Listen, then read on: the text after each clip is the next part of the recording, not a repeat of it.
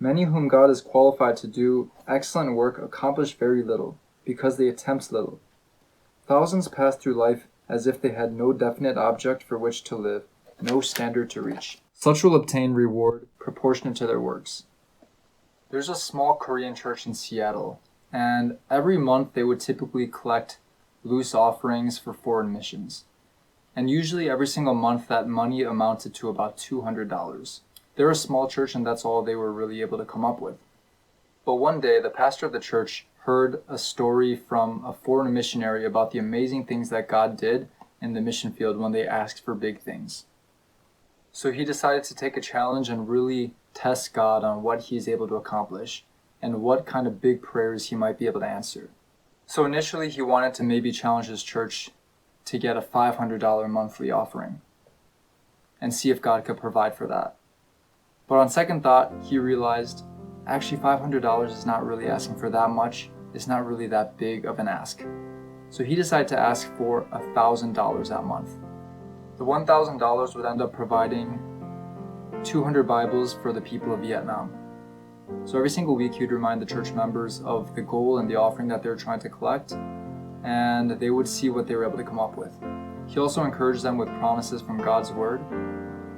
So the next month when the church was trying to figure out how much money that they received, it wasn't $1,000, but it was actually $4,382, which provided a lot more money for Bibles. And instead of giving the Vietnamese people 200 Bibles, they actually received 876 Bibles.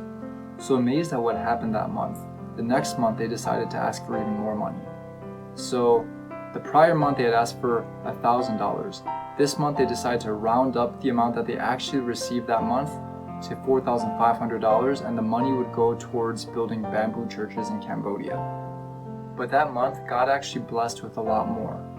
He blessed them with $6,684. So rather than just building 8 churches, they actually built 12, which was 1.5 times more than they had originally asked for.